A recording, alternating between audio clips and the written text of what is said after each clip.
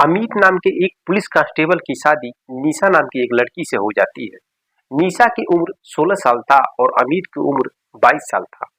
शादी होने के बाद नई नवेली दुल्हन बनके निशा अमित के घर पहुंचती है और पहली रात, जैसा कि आप जानते हैं, सुहागरात का रात होता है। अब पहली रात को दोनों सुहागरात मनाते हैं। जो अमित है अपनी पत्नी के साथ शारीरिक संबंध बनाता है। शारीरिक संबंध बनाने के बाद जो निशा है वो बार बार कहती है, मुझे और आपके साथ सोना है और शारीरिक संबंध बनाना है। अब अमित पहली ही रात में अपनी पत्नी की यह बात सुन के दंग रह जाता है। अमित कई बार, लगभग 3 बार शारीरिक संबंध बनाता है, फिर वो सो जाता है। उसके बाद भी निशा उसे परेशान करती है। अब जैसे ही सुबह होता है, सुबह फिर उसके साथ शारीरिक संबंध बनाकर वो अपनी ड्यूटी पर चला जाता है। जब शाम को आता है तो शाम को फिर वह उसके साथ जबरदस्ती करने लगती है और शारीरिक संबंध बनाने की कोशिश करती है। अमित फिर शारीरिक संबंध बनाता है, लेकिन जितना बार भी वो शारीरिक संबंध बनाता है तो उसके बाद भी जो निशा होती है वो शांत नहीं रहती है, बार बार कहती है, मेरे साथ और शारीरिक संबंध बनाइए। अब ऐसे करीब 5 दिन बीत जाते हैं, लेकिन निशा के अंदर की जो हवस थी वो समाप्त ही नहीं होती। फिर वो परेशान हो जाता है और परेशान होने के बाद उसे समझ में नहीं आ रहा था कि उसकी नई नई शादी हुई है, वो करे तो क्या करे। फिर दोस्तों एक दिन अचानक अपने घर में देखता है कि टेबल पर एक दवा पड़ी है। उस दवा को लेता है और सोचता है कि ये दवा तो मैंने लाई नहीं है, ये दवा कहाँ से मेरे रूम में आ गई। उस दवा को लेकर चला जाता है एक हॉस्पिटल में, एक डॉक्टर को दिखाता है और डॉक्टर कहता है कि यह दवा तो हार्मोन्स बढ़ाने वाली है, शक्तिवर्धक गोली है। यह दवा उन लड़कियों को खिलाया जाता है जिन लड़कियों को कम उम्र होती है और उनको जवान किया जाता है, ये दवा खिला करके। अक्सर ये दवा कोठे पर जो लड़कियां होती हैं उनको खिलाया जाता है, जो जल्द ही जवान होकर अपने धंधे में उतर जाती हैं। अब जैसे ही दोस्तों अमित ये सुनता है डॉक्टर के मुंह से यह बात, तो परेशान हो जाता है। फिर उस दवा को लेकर ही अपने ससुराल पहुंचता है। ससुराल जाने के बाद अपने ससुर से जब सब बातें बताता है और उसकी लड़की के बारे में बताता है, तो फिर एक ऐसी कहानी उभर कर आती है जिसको जानने के बाद आपके होश उड़ जाएंगे, आपके पैर तले जमीन खिसक जाएगी। तो क्या थी कहानी? आखिरकार वो निशा अमित से बार बार संबंध बनाने की क्यों कोशिश कर रही थी? चलिए जानते हैं विस्तार से। नमस्कार दोस्तों, मैं हूं संतोष, आप सभी का स्वागत करता हूं अपने इस YouTube चैनल में। मेरे दोस्तों, आज की सच्ची घटना है वो बिहार के शेखापुरा गांव की है। उस गांव में संदीप नाम का एक व्यक्ति रहता है जिसकी 5 बेटियां होती हैं और पांचों बेटी बहुत जिंदगी एक अय्याश टाइप की जिंदगी जी रही थी। मेरे दोस्तों एक दिन उनके घर में कई चोर घुस जाते हैं और घुसने के बाद दोस्तों उनके घर में चोरी करते हैं और तभी उसके घर की एक लड़की बाहर निकल के गांव के लोगों को बुलाती है और जब गांव के लोग घर में आते हैं तो उन चोरों को पकड़ लिया जाता है। मौके पर पुलिस आती है। जब पुलिस आती है दोस्तों तो उन चोरों को पकड़ती है और उस घर में जो संदीप होता है, उसकी जो बेटी होती है निशा, उस पर नजर उस पुलिस वाले की पड़ जाती है जिसकी उम्र 22 साल था। उस पुलिस वाले का नाम अमित होता है। अब दोस्तों उसको पहली ही नजर में निशा से प्रेम हो जाता है। वो चोर को पकड़ कर ले जाता है पुलिस स्टेशन, लेकिन बार बार वो निशा के बारे में सोच रहा था क्योंकि निशा बहुत ही खूबसूरत थी, बहुत ही सुंदर थी। कोई भी लड़का अगर उसको पहली बार देखे तो उसे पहली ही नजर में पसंद कर लेता है। अब वो पुलिस कांस्टेबल मन ही मन उससे प्यार करने लगता है, उसके बारे में दिन रात सोचने लगता है, क्योंकि यह बात उस निशा को बिल्कुल नहीं पता था। अब जो कि अमित बार बार उसके बारे में सोच रहा था और मौका ढूंढ रहा था कि कब वो लड़की मुझसे मिले और कब मैं उसे अपने प्यार का इजहार करूं।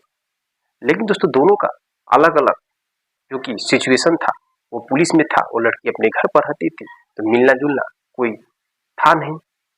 इस वजह से करीब 1 हफ्ते बीत जाते हैं सोचते सोचते।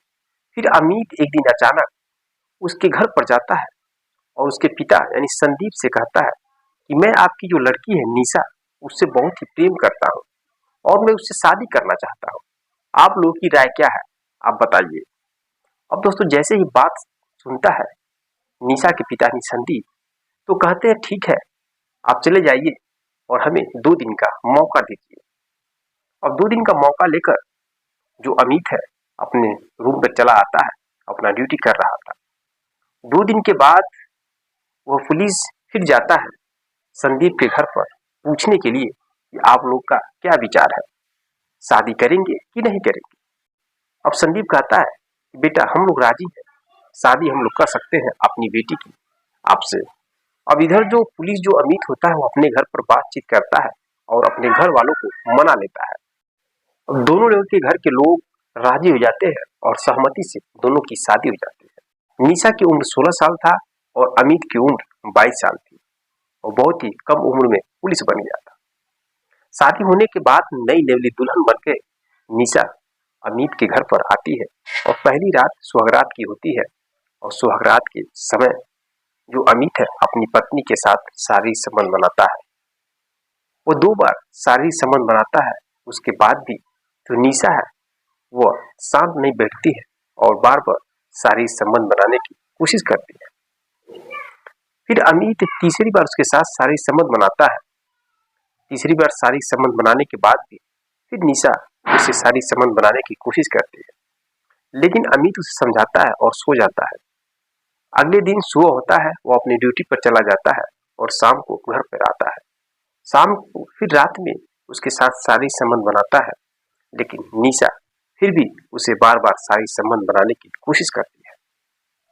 अब अमित को समझ में नहीं आ रहा था कि यह 16 साल की लड़की इसके अंदर इतना हवस की आग कैसे जाग गई है। अब दोस्तों ऐसे लगभग 5 दिन बीत जाते हैं। जितना बार शारीरिक संबंध बनाने की कोशिश करता है अमित, बनाने के बाद फिर तुरंत जो निशा उसके साथ शारीरिक संबंध और बनाने की कोशिश करने लगती थी और बहुत ही परेशान हो जाता है। अब एक दिन जब वो ड्यूटी से शाम को अपने घर पर आता है तो देखता है कि उसके रूम में टेबल पर एक दवा पड़ी है। उस दवा को लेता है और सोचता है कि दवा तो मैंने कभी लाई नहीं है, ये दवा मेरे रूम में कहां से।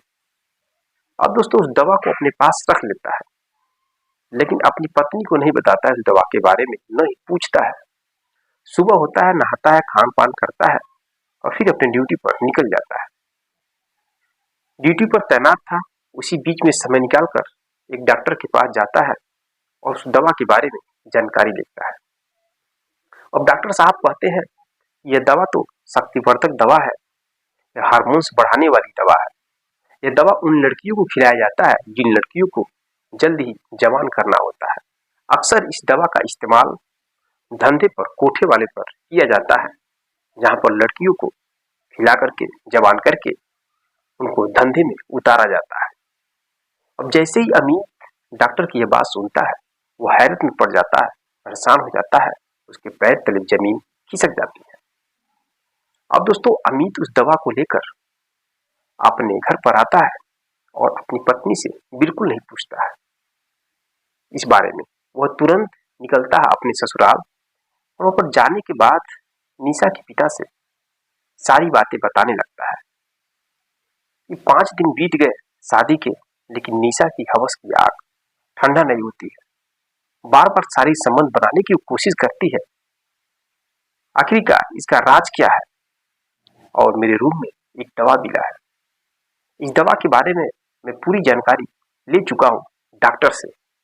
आप सच सच बता दीजिए कि इस निशा के पीछे की कहानी क्या है। अगर आप सच सच नहीं बताएंगे तो बहुत ही बवाल हो जाएगा। अब दोस्तों वो बाप डर जाता है, वो सोचता है कि मेरा दामाद पुलिस है, दिक्कत खड़ा कर देगा। इस वजह से जो संदीप है वो पूरी कहानी बताना स्टार्ट करता है। वो कहता है बेटा आप जो समझ रहे हो, जो मेरी बेटी निशा है उसकी उम्र 16 साल है, उसकी उम्र 16 साल नहीं है, उसकी उम्र मात्र 10 साल है। वो कहता है बेटा गुस्सा मत होना, मैं सच सच तुम्हें बताने जा रहा हूँ। अमित कहता है ठीक है पिताजी आप बताइए। संदीप कहता है कि मेरी जो पत्नी है पहले से ही धंधे में थी, धंधा करती है और उसी से पैसा आता है और हम लोग का गुजारा चलता है। मेरी 5 बेटियां हैं, पैसे की बहुत ही प्रॉब्लम होता है, तो इस वजह से हम लोगों ने अपनी बेटी को दवा खिलाकर उसे जल्दी जवान करके धंधे में उतारने की कोशिश कर रहे थे। इसी वजह से उसको बार बार हम लोग दवा खिला रहे थे और उसी चीज का आज असर है कि उसको बार बार वो दवा खिलाना पड़ता है, इसीलिए वो अपने साथ उस दवा को ले गई थी। अब दोस्तों जैसे ये बात सुनता है अमित, तो अमित को पैर तले जमीन खिसक जाता है। वो सोचने लगता है कि मैं कहाँ फंस गया। हर एक सुंदरता के पीछे बहुत बड़ा राज होता है। मैंने बहुत बड़ी गलती कर दी अपने जीवन में। अब अपने परिवार वालों को क्या जवाब दूंगा? अगर अपने परिवार वालों को कहूंगा कि मैं जिस लड़की से शादी किया हूँ वो लड़की एक धंधे वाली की लड़की है, वो धंधा करती है और ये भी धंधे में उतरने वाली थी, तो लोग क्या सोचेंगे? अब दोस्तों उसके लिए बहुत बड़ा मुश्किल आ जाता है, क्योंकि वो खुद ही उस लड़की से प्यार करके शादी किया था। इसलिए वो परेशान हो जाता है और सोचने लगता है कि मैं क्या करूं। फिर वो अपने घर पर आता है और 2 दिन तक सोचता है, डिस्टर्ब हो जाता है। फिर लास्ट में वो डिसीजन लेता है, मैं अपनी पत्नी को छोड़ूंगा नहीं, उसे समझाऊंगा और उसके परिवार को इस गलत रास्ते से सही रास्ते पर लाऊंगा। वो 2 दिन के बाद जाता है अपने ससुर के पास और कहता है, पिताजी आप लोग ये धंधा बंद कर दीजिए, जो भी पैसे की जरूरत पड़ेगी उन सभी पैसे को मैं दूंगा और अम्मा जी को मना कर दीजिए और आप लोग सही रास्ते पे आ जाइए, अच्छा सा कोई काम करिए, लेकिन जीवन में वो गलत काम करने की मत कोशिश करिए। वो समझाने की कोशिश करता है। जब वो लड़का समझाता है अपने ससुर को तो बहुत ही खुश होते हैं। वो सोचते हैं कि कोई फरिश्ता मिला है जो हम लोगों को इन गंदे रास्तों पर से बाहर निकालकर अच्छे रास्तों पर ला रहा है। वो कहता है, बेटा मैं हाथ जोड़ रहा हूँ, आज के बाद हम लोग उस धंधे में कभी नहीं हाथ डालेंगे, आप मेरा विश्वास करिए। वो मान जाता है और अपने घर पर आकर अपनी पत्नी निशा को हॉस्पिटल ले जाकर उसका इलाज कराता है और करीब 6 महीने के बाद वह निशा सही हो जाती है और उसका परिवार भी एक अच्छे रास्ते पर आ जाते हैं। इस तरह से वो पुलिस कांस्टेबल अपने परिवार में अपने घर वालों को कुछ भी नहीं बताता है और एक ऐसे परिवार को रास्ते पर सही से ला देता है जो परिवार एक गंदे रास्ते पर चल रहे थे, धंधे कर रहे थे। मेरे दोस्तों यह रही कहानी। आजकल लोग पैसे के लिए कुछ भी कर देते हैं, कोई भी धंधा करने के लिए उतारू हो जाते हैं। किसी को शौक नहीं होता है अपने जिस्म को बेचना, लेकिन पैसे एक ऐसी चीज है, उस पैसे के चक्कर से लोग अपना सब कुछ बेचने के लिए तैयार हो जाते हैं, जैसा इस कहानी में हुआ है। फिर दोस्तों ये सच्ची कहानी मैं आपको इसलिए सुना रहा हूँ ताकि आप सतर्क और जागरूक रहें और समाज में कोई भी परिवार, कोई भी लोग अगर ऐसे कामों में जा रहे हैं पैसे कमाने की वजह से, अगर आपको कोई भी नजर आए तो उसको ज्ञान देकर उसको इस गंदगी से बाहर निकालने की कोशिश करिएगा। मिलते हैं दोस्तों नेक्स्ट वीडियो में नेक्स्ट कहानी के साथ। तब तक के लिए जय हिंद, जय भारत।